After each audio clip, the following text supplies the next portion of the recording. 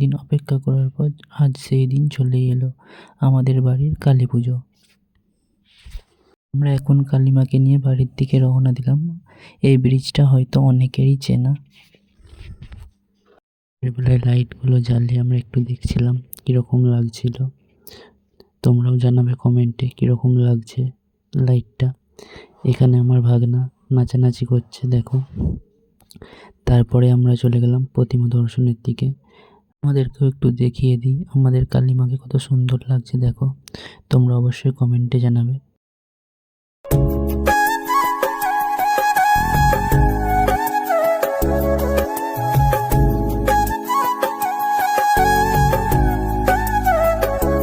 তো ফাইনালি আজ পুজো। আজ চলে গেলাম ঘর ডোবাতে সবাই মিলে। দেখতেই পাচ্ছ আমাদের এখানে নদীতে ঘর ডোবাতে গিয়েছিলাম সবাই মিলে। দেখো, ঘর ডোবানোর পুজো চলছে এখন। এরপর ঘর ডুবিয়ে আমরা বাড়ির দিকে রওনা দেব। তো ঘর ডুবানো আমাদের সারা। এবার আমরা রওনা দিলাম বাড়ির উদ্দেশ্যে। যেহেতু নদী আমাদের সামনে, বেশিক্ষণ লাগবে না। ভিডিওটা তোমরা দেখতে থাকো।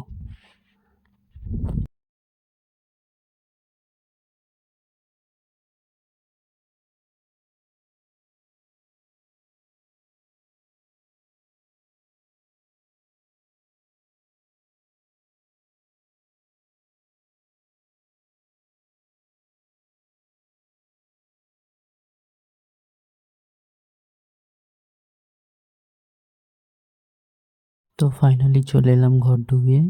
এবার আমাদের পুজো শুরু হবে। ফাইনালি আমাদের পুজো শুরু হয়ে গেল। সবাই আমরা পুজোয় বসে গেলাম। তোমরা দেখতে থাকো ফুল ভিডিওটা, আমাদের পুজো এবং সব কিছুই। এর বরণ শেষ হওয়ার পর আরতি এবং হোম শুরু হলো।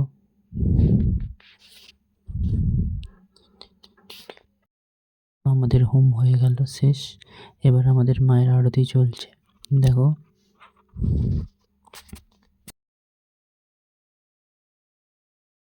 কালী মায়ের যেটা পছন্দের জিনিস সেটা এখন তাকে খাওয়ানো হচ্ছে,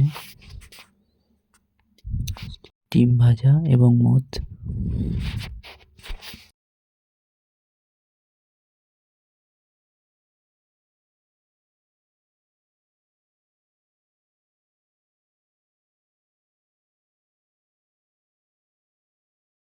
আজ আমাদের মায়ের বিদায় পর্ব, তাই সবার প্রথমে মিষ্টিমুখ করিয়ে নেওয়া হচ্ছে।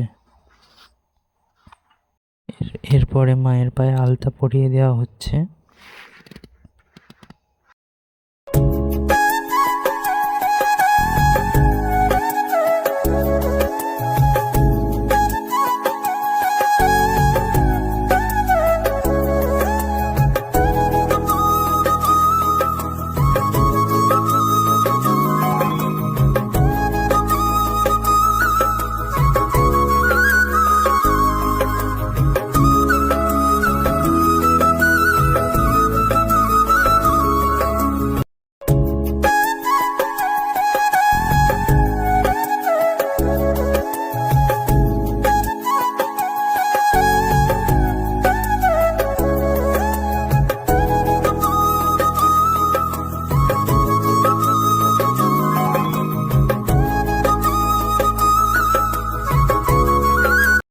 ফাইনালি আমাদের মায়ের সুতো কেটে দেওয়া হলো।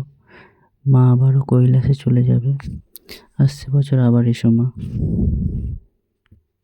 365 দিনের অপেক্ষায় রইলাম। সবাইকে ভালো রেখো ও তুমিও ভালো থেকো। আসছে বছর যেন এইভাবে আবারও